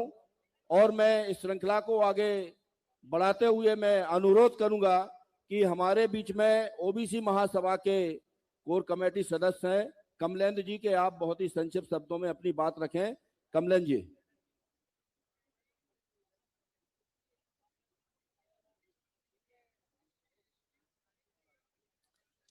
एक और मैं अनुरोध करूंगा अजाक संघ की ओर से हमारे बीच में जो रिकॉर्डिंग और इसको सीधा प्रसारण का काम कर रहे हैं डॉक्टर मोहन सिंह आदर्श जी, उनके चैनल को जरूर सब्सक्राइब करें। सर ए न्यूज लाइव इंडिया पे ये लाइव चल रहा है, उस लिंक को उनके चैनल पे भी लगा दें। सम्मानित मंच और पूरे प्रदेश से आए एसटी, एससी, ओबीसी की बहुजन साथियों, जैसा कि आप देख रहे हैं कि आज बहुजन समाज के साथ बहुत बड़ा अत्याचार हो रहा है। जैसे आप देखिए कि जिस दिन अजाक्स का प्रांतीय सम्मेलन था तो आदिवासी समाज से आने वाले आईए संतोष वर्मा जी ने सामाजिक समरसता की बात की, रोटी बेटी के संबंधों की बात की। तो कुछ ब्राह्मणवादियों को इसमें बुरा लग गया और मुश्किल से 100-200 ब्राह्मणों ने न्यू मार्केट में प्रदर्शन किया और मनुवादियों के प्रभाव में आकर मुख्यमंत्री मोहन यादव ने डीओपीटी को लेटर लिख दिया। तो ये साथियों, आदिवासी के समाज के साथ इस प्रकार से कुठाराघात अत्याचार किया जा रहा है, यह सरासर अन्याय है। साथियों, मैं पिछड़े वर्ग समाज से आता हूं। यहां पर मध्य प्रदेश में पिछले 7 वर्षों से ओबीसी का आरक्षण लंबित है। आप खुद सोचिए कि जिस प्रदेश में ओबीसी की आबादी 52% से ज्यादा है, ये सरकार ने 2011 में आंकड़े ऑलरेडी जारी कर दिए थे। आज उसको मध्य प्रदेश में 14% रिजर्वेशन मिल रहा है। यहां पर कोर्ट में केस चला, विगत 5 वर्षों से केस चला। इसके पहले तत्कालीन मुख्यमंत्री शिवराज सिंह चौहान रहे, उन्होंने भी ओबीसी के लिए कुछ नहीं किया। अब मोहन यादव है मुख्यमंत्री, वो भी ओबीसी के लिए कुछ नहीं कर रहे हैं। आप खुद सोचिए कि जब यहां पर यूथ फॉर इक्वलिटी जो पूरे देश में रिजर्वेशन के खिलाफ लड़ती है, तो उसकी याचिका हाई कोर्ट में लगी हुई थी यूथ फॉर इक्वलिटी की, वह याचिका खारिज हो जाती है और उसी याचिका का आधार बनाया गया था जितनी भी भर्ती परीक्षाएं मध्य प्रदेश में थी ओबीसी आरक्षण से संबंधित, लेकिन तब भी नियुक्ति नहीं दी गई, जबकि सुप्रीम कोर्ट और हाई कोर्ट दोनों जगह से खारिज हो चुकी। फिर उसके बाद मुख्यमंत्री मोहन यादव सर्वदलीय बैठक बुलाते हैं ओबीसी आरक्षण का मामला सॉल्व कराने के लिए। वहां पर यह तय हुआ कि ओबीसी को 27% आरक्षण और जो 6 वर्षों से बेचारे परेशान हैं उनको नियुक्तियां कैसे दें। इसमें सहमत बनती है कि ओबीसी की नियुक्ति दी जाए। लेकिन यहाँ का जो महाधिवक्ता है, मध्य प्रदेश सरकार का महाधिवक्ता प्रशांत सिंह है, वो आरएसएस का प्रांत प्रचारक रह चुका है। उसके कारण से जब यूथ फॉर इक्वलिटी की याचिका खारिज हो गई तो रातों रात 70 से ज्यादा पिटीशन इसने सुप्रीम कोर्ट ट्रांसफर करवा दी। सुप्रीम कोर्ट में जब डेली हियरिंग होने लगी, टॉप ऑफ द पोर्ट हुआ। दोस्तों, मैं आपको बताना चाहता हूं कि मध्य प्रदेश की मनुवादी सरकार किस प्रकार से षड्यंत्र रखती है। यहां पर सुप्रीम कोर्ट में टॉप ऑफ द बोर्ड लगा हुआ था, डेली सुनवाई होती है। 8 अक्टूबर 2025 को जस्टिस नरसिम्हा जी ने यह बोला था, क्यों ना हम अंतरिम राहत देके सभी पिटीशन हाई कोर्ट ट्रांसफर करवा दें। लेकिन केंद्र सरकार का जो वकील है तुषार मेहता, उसने स्पष्ट विरोध किया, बोला अभी हमको टाइम दीजिए।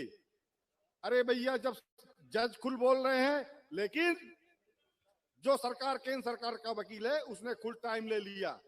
बिहार के चुनाव हुआ, बिहार के चुनाव के बाद आज 2-2 महीने तक हियरिंग नहीं लग रही है, बच्चे परेशान हो रहे हैं। तो इस प्रकार से जिसकी आबादी मध्य प्रदेश में 52% से ज्यादा है, आज 14% रिजर्वेशन मिल रहा है। यह मध्य प्रदेश में ओबीसी समाज का सबसे बड़ा दुर्भाग्य है, जो 90 के दशक में हो गया था। आज मध्य प्रदेश में 14% रिजर्वेशन मात्र मिल रहा है। यह ओबीसी के लिए सबसे बड़ा दुर्भाग्य की बात है। दूसरी चीज मैं बोलना चाहता हूं कि यहाँ पर एसटी, एससी, ओबीसी समाज के लोगों से मैं बताना चाहता हूं, युवाओं से बताना चाहता हूं कि 3 लाख से ज्यादा पद बैकलॉग के पद खाली हैं। 3 लाख से बैकलॉग के पद खाली हैं, लेकिन अभी तक उसमें नियुक्तियां नहीं दी जा रही हैं। तो मुख्यमंत्री मोहन यादव जी से मेरी अपील है कि आप विशेष भर्ती अभियान कराकर एसटी, एससी, ओबीसी के बैकलॉग पदों को भर्ती करने का काम करें। आप खुद सोचिए कि अभी उत्तर प्रदेश में जो इटावा की घटना हुई यादव समाज से, उसका सिरमुंडन करवा दिया गया, उसके ऊपर मूत्र का छिड़काव किया गया। किन्होंने किया? ब्राह्मणों ने किया। अभी मध्य प्रदेश में रीवा की घटना हुई, एक यादव समाज के लड़के की चुटैया ही उखाड़ ली गई। किसने किया? ब्राह्मणों ने किया। तो ओबीसी का अपमान कौन कर रहा है? ब्राह्मण कर रहे हैं। अभी कुशवाहा समाज के, यही सागर की घटना बता रहा हूं, कुशवाहा समाज के एक लड़के को अपना पैर धुलवा के, एक ब्राह्मण है, उसको अपना पानी पिलवाया। कुर्मी समाज के सीधे सरदार वल्लभ भाई पटेल, छत्रपति शिवाजी महाराज, इनका अपमान किया गया और गाली दी गई। तो मैं ये पूछना चाहता हूं मुख्यमंत्री मोहन यादव जी, रीवा में चोटी काट दे। मैं ये पूछना चाहता हूं कि इस प्रकार से कहीं मूत्र छिड़का जा रहा है, कहीं चुटैया उखाड़ दी जा रही है, कहीं पैर धुलवा कर उसका वो पानी पिलाया जा रहा है, मूत्र। ओबीसी का मुख्यमंत्री होने के बावजूद पिछले 25 वर्षों से ओबीसी की सरकार है, ओबीसी के मुख्यमंत्री हैं, बाबूलाल गौर बने, उमा भारती बनी, शिवराज सिंह चौहान बने, अब मुख्यमंत्री मोहन यादव है, लेकिन ओबीसी वर्ग को दोस्तों न्याय नहीं मिल पा रहा है। मैं बहुत आज खुश हूं क्योंकि एसटी एससी ओबीसी आज इस संयुक्त उसमें तत्वाधान में बढ़िया बेहतरीन कार्यक्रम किया है, इसलिए मैं बहुत बहुत धन्यवाद करता हूं। बोलिए जय जय जय भीम, जय जोहार का नारा है। कमलन जी जय जो जोहार ग्राउंड का में नारा यहाँ है। वहाँ घूम रहे हैं उनसे अनुरोध है कि जोहार कुर्सियां का खाली नारा पड़ी है। हुई हैं, कृपया कुर्सियों पर बैठें। मनुवाद की छाती पर, हेलो, मनुवाद की छाती पर, मनुवाद की छाती पर, बिरसा फूले अंबेडकर, मैं आगामी मनुवाद की छाती पर, बिरसा फूले अंबेडकर, मनुवाद की छाती पर, बिरसा फूले अंबेडकर, मनुवाद की छाती पर, बिरसा फूले अंबेडकर। जय जोहार, जय भीम, जय मेरा ओबीसी, अनुरोध जय है कि समता। कृपया सभी मंच पे जो खड़े लोग हैं मंच पर बैठे, और जो यहाँ वहाँ ग्राउंड में घूम रहे हैं उनसे अनुरोध है कि कार्यक्रम स्थल में जो कुर्सियां पड़ी हैं खाली हैं, आसन ग्रहण करें। मैं आमंत्रित कर रहा हूं पूर्णलाल परते जी जो आदिवासी एकता परिषद के अध्यक्ष हैं कि वो अपनी संक्षिप्त बात रखें, और मेरा अनुरोध है कि प्रयास ये करें जो बातें बता दी गई हैं उनको बार बार रिपीट ना करें, क्योंकि हमारे वक्ता बहुत हैं, समय कम है, हमको सभी को सुनना है। कृपया समय का विशेष ध्यान रखें, प्रयास ये करें कि 3 या 4 मिनट में अपनी बात कंक्लूड कर दें। थोड़ी देर में आपके बीच में भीम आर्मी भारत एकता मिशन के राष्ट्रीय अध्यक्ष आदरणीय बड़े भाई विनय रतन सिंह जी की एंट्री होने वाली, धमाकेदार। आप लोग तैयार है? जय भीम। शुक्रिया साथियों, हम यहाँ पर एसटी एससी माइनॉरिटी ओबीसी के साथी उलगुलाल के लिए आए हैं, तो उलगुलाल का जोश आपके नारों के साथ में दिखना चाहिए। सत्ता के हुक्मरानों को शांति रखिए भाई, सत्ता के हुक्मरानों को यह पता चलना चाहिए कि एसटी एससी ओबीसी और माइनॉरिटी के युवा और बौद्धिक वर्ग जाग चुका है। ज्यादा समय तक सत्ता हम लोगों के हाथ में नहीं रहने वाली है। ये आवाज हमारी राजधानी भोपाल में और दिल्ली देश की राजधानी में पहुंचना चाहिए। तो मुट्ठी बंद करके, अंतर आत्मा से दोनों हाथ ऊंचे करके एक बुलंदी से आवाज दीजिए, फिर 2 या 3 मिनट में मैं अपनी बात को रख के खत्म करूंगा। और जय जय जय जय जय भीम, जय भीम, जय भीम। इधर पीछे से आवाज कम आ रही, इस साइड से भी। अरे जय जय जय जय जय भीम, जय भीम, जय भीम। अरे जय जय जय जय जय भीम, जय भीम, जय भीम। दूसरा नारा हम लोग लगाते हैं, जय जौहर का नारा है, भारत देश हमारा है। तो उसकी अगली जवाबदारी होती है भारत देश की रक्षा करने की जवाबदारी भी हम लोगों की होती है। यदि इस देश में जो किराएदार हैं या मकान के किराएदार को मकान की रक्षा की जवाबदारी दोगे तो उसकी कोई गारंटी नहीं है। हम इसके असली मालिक हैं, तो उसकी रक्षा की जवाबदारी भी हम लोगों की है। भारत देश की रक्षा कौन करेगा? हम करेंगे, हम करेंगे। भारत देश की रक्षा कौन करेगा? हम करेंगे, हम करेंगे। संविधान की रक्षा कौन करेगा? अरे हम करेंगे, हम करेंगे। संविधान की रक्षा कौन करेगा? हम करेंगे, हम करेंगे। अब लड़ाई की बात देखो, लड़ाई असली जो है ना आपकी और हमारी नहीं है। हम तो सक्षम लोग हैं, जहां खड़े होंगे अपनी लड़ाई लड़ लेंगे, लेकिन अंतिम पंक्ति में जो लोग बैठे उसकी लड़ाई की बात है। मजदूरों की लड़ाई कौन लड़ेगा? हम लड़ेंगे, हम लड़ेंगे। आपकी मजदूरों की लड़ाई कौन लड़ेगा? किसानों की लड़ाई कौन लड़ेगा? नारी शक्ति की लड़ाई कौन लड़ेगा? विद्यार्थियों की लड़ाई कौन लड़ेगा? शायद मेरी बात नारों में हो चुकी है, फिर भी संक्षिप्त में अपनी बात को रख रहा हूं। साथियों, ये जो लोग हैं बात बात का पतंगड़ बनाते हैं और देश की जनता को गुमराह और भटकाने का प्रयास करते हैं, उसकी असल वजह को हम लोगों को समझ लेना चाहिए। मंचासीन सभी सम्मानित साथी भी और मंच के सामने बैठे हुए सभी साथी भी, एक समय ऐसा था जब प्रशासनिक स्तर पे हम लोगों का नेतृत्व उतनी सक्षमता से बात नहीं कर पा रहा था, हम लोगों का राजनीतिक नेतृत्व इतनी सक्षमता से बात नहीं कर पा रहा था, तब इनके पेट में कुछ नहीं दुख रहा था। लेकिन आज की तारीख में हम लोगों का चाहे प्रशासनिक नेतृत्व हो या राजनीतिक नेतृत्व हो, पूरी मजबूती के साथ में बात रख रहा है और संविधान में दिए हुए हक और अधिकार को मांगने की बात कर रहा है, तभी इन लोगों के पेट में दुख रहा है। असल बात यही है।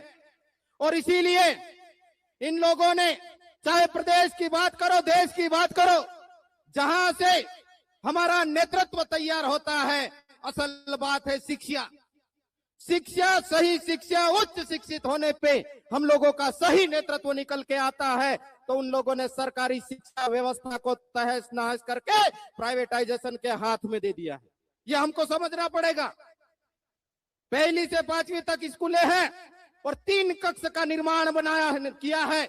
नीति निर्माता को अक्ल नहीं थी, उनको ध्यान नहीं था क्या? उनको पूरी अक्ल भी था और पूरा होशो हवास भी था, ताकि गरीबों के बच्चे उच्च शिक्षित होके हक और अधिकार की बात ना कर सके। इसलिए ये नीतियों का निर्माण किया है।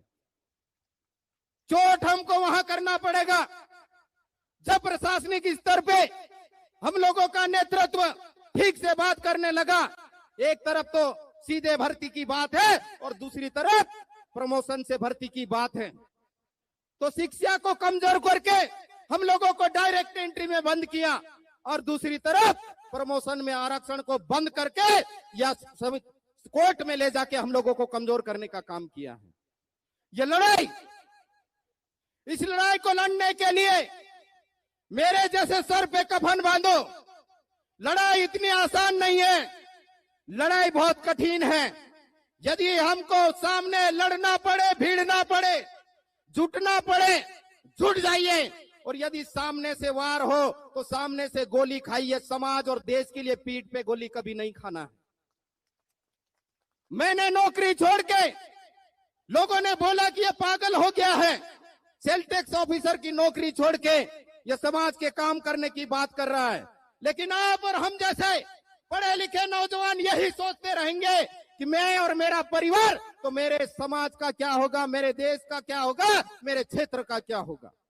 इसलिए मैं आप सब लोगों से विनती करना चाहता हूं कि आप लोग ये भूल जाइए, आप बाबा साहब को भी चाहते हो, आप बिरसा को भी चाहते हो, आप टंट्या को भी चाहते हो, आप फूले को भी चाहते हो, आप सावित्री जी को भी चाहते हो। लेकिन क्या चाहते हो आप लोग मालूम है? ये सच्चाई है, इसको स्वीकार करना पड़ेगा। आप पड़ोस से चाहते हो, आप सिर्फ सलाह देना चाहते हो। बाबा साहब, बिरसा मुंडा, टंट्या भील जैसी लड़ाई लड़ना पड़ेगी। लेकिन मैं कहना चाहता हूं, इस सभा से आह्वान करना चाहता हूं, टंट्या भी आप ही बनिए, बिरसा भी आप ही बनिए, फूले भी आप ही बनिए, सावित्री भी आप ही बनिए, डॉक्टर बाबा साहब भीमराव अम्बेडकर भी आप ही बनिए। और जो बच गई, संतोष वर्मा जी ने जो बयान दिया था, उसकी मंशा को, उसकी भावना को, उसके अर्थ को समझने की जरूरत है। लेकिन इन लोगों ने बात का पतंगड़ बनाया और हमारे सम्मानित संतोष वर्मा जी के खिलाफ माहौल खड़ा करने का प्रयास किया। लेकिन मैं एसटी, एससी, ओबीसी, माइनॉरिटी मंच के सभी साथियों को धन्यवाद ज्ञापित करना चाहता हूं कि आपने फिर से ताकत देने का प्रयास किया। आपकी भावना ये थी, यदि आरक्षण पे चोट करोगे, हमारे हक और अधिकार पे चोट करोगे, तो हम अपनी लड़ाई को खड़ा करेंगे। देश के संविधान में समानता, स्वतंत्रता और बंधुता की बात की गई है, उसी के तहत आपने स्टेटमेंट जारी किया था। यदि बराबरी की बात कर रहे हो तो समाज में चाहे किसी भी वर्ग विशेष से आते हो, रोटी और बेटी का व्यवहार हम लोगों को करना पड़ेगा, यही आशय था, इसके अलावा कुछ नहीं था। तो मैं अपनी बात को, चूंकि अनुशासन का ध्यान रखना है, लड़ाई बड़ी है, एक भाषण और एक सभा से, एक बार इकट्ठा हो जाने से आजादी की असली लड़ाई को हम नहीं लड़ पाएंगे। तो मैं कहना चाहता हूं युवाओं से कि यारो, 18 में यहीं पे एक आंदोलन हुआ था, आह्वान किया था कि ठीक है राजधानी आना है हमको एक दिन, लेकिन जितने लोग आए हैं अपने अपने गांव गली मोहल्ले में जा करके संविधान को बचाने का अलग जगाइए, हमारे हक और अधिकार को मांगने का अलग जगाइए, समाज को संगठित करने का काम कीजिए, आपस में लड़ने का काम बंद कीजिए। यदि आदिवासी वर्ग की बात कीजिए तो तमाम जितने उपजातियां हैं सबको छोड़ के आदिवासी वर्ग के नाम पे इकट्ठे हो जाइए। यदि देश को बचाना है, सभी समुदाय की बात करना है, तो एसटी, एससी, ओबीसी और माइनॉरिटी के लोग इकट्ठे हो जाइए और उनको कह दीजिए कि अब आपका वक्त हो गया है, छोड़िए गद्दी, अब हम लोगों को दीजिए। आपने तो विभाजन की बात की, आपने अन्याय की बात की, आपने कुछ एक लोगों को धन और दौलत सौंपने की बात की, आपने खनिज संसाधनों को सौंपने की बात की। सत्ता हम लोगों के हाथ में आएगी तो हम न्याय, समानता और स्वतंत्रता और बंधुता की बात करेंगे। इतनी बात कह के मैं अपनी बात को खत्म करता हूं और आखिर में फिर से जय भीम का नारा जोर से गूंजना चाहिए ताकि आपकी आवाज को, वो जो कैमरे लगे हैं ना, आंख कान नान जो भी लगे, खुफिया लगे, मीडिया लगे, जो भी लगे XYZ, उनको सुनाई देना चाहिए कि आवाज बुलंद है, अब समझ जाना चाहिए, नहीं तो ये लोग उलगुलाल के लिए निकलेंगे। और हमारा जो संविधान का हक है, मैं आखिरी बात कह रहा हूं, ये संविधान बचेगा तभी देश बचेगा, आरक्षण रहेगा तभी ये समानता आएगी और ये हक और अधिकार को हम लेके रहेंगे। यदि नहीं देंगे तो छीन के रहेंगे। जय जय जय जय जय भीम, जय भीम। शुक्रिया, धन्यवाद। और ये जो मांग है उसके साथ में हम खड़े हैं, खड़े थे और खड़े रहेंगे। विनय रतन जी हमारे बीच में आ चुके हैं, राष्ट्रीय अध्यक्ष। समय का ध्यान नहीं रखा, हमारे बहुत से वक्ता ऐसे हैं कि अपनी बात नहीं कर पाएंगे, कृपया समय का ध्यान रखें। राज रतन जी आपका बहुत बहुत स्वागत है। और मैं नाम लेना चाहूंगा राजेश अहिरवार जी, प्रदेश अध्यक्ष अहिरवार महासंघ, रविंद्र भास्कर जी, मकरंद बौद्ध जी, कार्यक्रम में सम्मिलित संगठन गौड़ समाज मंच पर विराजमान सभी साथियों, आर्मी के सभी महापुरुषों को नमन करता हूं। अहिरवार समाज के बहुत से संगठनों के और जो लाखों की तादाद में आज भोपाल की धरती पे अपना हक अधिकार लेने के लिए आए हैं, उन सभी माताओं बहनों को और सभी को मैं बहुत बहुत धन्यवाद देता हूं कि अपनी लड़ाई लड़ने के लिए आए हो आप दोस्तों, मैं आपको बता देना चाहता हूं, अब लड़ाई की जरूरत नहीं है, तोप तलवार की जरूरत नहीं है। बाबा साहब ने संविधान दिया है, अब आपको वोट डालो और राजा निकालो। 1950 में सभी रानियों की नसबंदी बाबा साहब अंबेडकर ने करवा दी थी। आप कोई राजा नहीं होगा, आदमी पैदा होगा, लेकिन जब तक आप डरते रहोगे तब तक आप मरते रहोगे। अरे सांप से सब डरते हैं, केंचुए बंसी में लगाए जाते हैं, और शेर से सब डरते हैं, बकरे बलि में चढ़ाए जाते हैं। कब तक आप बलि में चढ़ाए जाते रहोगे? इसलिए दोस्तों, उन्होंने निर्णय लिया है आज, जिससे हमारे सब लोग मांगने को तैयार हो, मांगने आए हो। मुझे तो बहुत बेकार लगता है, व्यक्तिगत मुझे बहुत बेकार लगता है। अरे उन भिखमंगों से मांग रहे हो जिसने 35 वर्ष भीख मांग करके अपना जीवन जिया है, उनसे आप मांगना चाहते हो भिखमंगों से?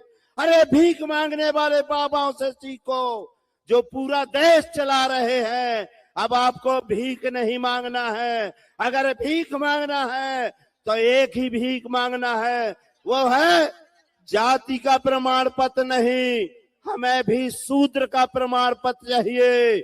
जैसे दिन आप शूद्र का प्रमाण पत्र ले लोगे तो आप पंच से लेकर के मुख्यमंत्री, प्रधानमंत्री बनोगे और चपरासी से लेकर IAS IPS बनोगे। इसलिए आपको मांगने की जरूरत नहीं है, बाबा साहब ने वोट दिया है, लेकिन आप वही कर रहे हो, रटाई बात कर रहे हो। शिकारी आएगा, जाल बिछाएगा, फंस नहीं जाना, फंसे फंसाए रखे हो। आपको कुछ परहेज बता देना चाहता हूं, आपको 3-4 चीजों से परहेज करना चाहिए। पहला इस गोदी मीडिया से, दूसरा पेपर से, तीसरा बाबाओं के पास नहीं जाना चाहिए। चौथा है आपको, अरे उससे मांगो जो दूध दे दे। आप भैंस से दूध मांगोगे दे देगी, आप गाय से दूध मांगोगे दे देगी। आप पड़वा के यहाँ बर्तन लगाए बैठे हो, पड़वा दूध देता है क्या? आप पड़वा से मांग रहे हो, आप भैंसा से मांग रहे हो, आप मुर्गी से अंडा मांगो दे देगी, लेकिन आप मुर्गा से आमलेट का अंडा मांग रहे हो। इससे घटिया चीज कुछ नहीं हो सकती है दोस्तों। इसलिए मैं ज्यादा न कहते हुए, टाइम बहुत हो गया है, लेकिन मैं कुछ की, हमारे लोग कहते हैं धर्म की बात नहीं होना चाहिए। अरे राजनीति की बात नहीं होगी तो ऐसे आप दिन भर मांगते रहोगे। जो घंटा हिलाते थे वो राजनीति कर रहे हैं, आप कह रहे राजनीति की बात नहीं होना चाहिए। घंटा हिलाना चाहते हो क्या? आप धर्म की बात नहीं करना चाहिए। तो अभी तक हमारे मुंह में जीभ काट ली जाती थी, चूतड़ काट लिए जाते थे। आज बहन बेटियों की जो इज्जत लुट रही है उसके दोषी 5 बाबा है। मैं लास्ट बात करने के बाद हमारे वर्मा जी पे कार्रवाई हो, हमें कोई आपत्ति नहीं है, लेकिन जो 5 बाबा हैं इस देश के अंदर, वो करोड़ों की भीड़ में बहन बेटियों को गाली देते हैं कि इनकी रजिस्ट्री करवा लो। अब बहन बेटियां तो पिलाट हो गई हैं, कोई भी 100 बार रजिस्ट्री कराओ, 1000 बार रजिस्ट्री कराओ। बहन बेटियों के स्तन से पृथ्वी हिलने लगी है, रुद्राचार कहते हैं। अब आप बताइए, एक अंधाचार है, वो कहता है wonderful student, wonderful instrument for enjoy. अब अंधरा, तुम भी अपनी एंजॉय वाली माँ से पैदा हुएगा। कितने लोगों ने एंजॉय किया है, तभी तुम्हारी आंखी खराब हो गई अंधरा। एक बाबा लाली लगाकर कहता है, अरे हमारी बहन बेटियां 25 साल से 20 साल जो आती हैं वो 10 जगह मुंह मार के आती हैं, अपनी जवानी उतार के आती हैं। उनके ऊपर कार्रवाई क्यों नहीं? मैं चाहता हूं हमको फांसी दी जाए, डॉक्टर वर्मा जी को, संतोष वर्मा जी को IAS हटा दिया जाए, लेकिन पहले उनके जूतों की माला पहनाकर नंगा घुमाया जाए, जो व्यासपीठ से बोलते हैं। ऐसे आदमी की लड़ाई लड़ना चाहिए दोस्तों। इसलिए टाइम बहुत है, लेकिन एक चीज और कह देना चाहता हूं, आदिवासियों, जिस तरह से मछली से, पानी से मछली को निकाल दिया जाता, मर जाती है, इसी तरह से आदिवासियों के जंगल काट दो, अपने आप मर जाएंगे। इसलिए करोड़ों जंगल काट कर अडवाणी को दे दी है। इसलिए आदिवासी के राष्ट्रीय अध्यक्ष बड़े भाई विंदु सिंह जी आपके बीच में मौजूद है। आप ताली बजाए, जोरदार ताली स्वागत कर साथियों। इस हक अधिकार की लड़ाई में OBC SC ST के सम्मान में, आइए संतोष वर्मा जी के सम्मान में, और भीम आर्मी जयस और OBC महासभा मैदान में साथियों ताली जोरदार से। जी बहुत बहुत धन्यवाद सर। मैं बार बार निवेदन भीम आर्मी जिंदाबाद। पीछे से वहां से लोगों को हटा दीजिए। भीम आर्मी जिंदाबाद। कृपया अनुरोध है कि कार्यक्रम स्मूथली चल रहा है, बीच में डिस्टरबेंस ना करें। बहुत से वक्ता हमारे बीच में हैं, हमें उनको सुनना है। सभी लोग आए हैं, संगठनों को रिप्रेजेंट कर रहे हैं, कृपया उनको हमें सुनना।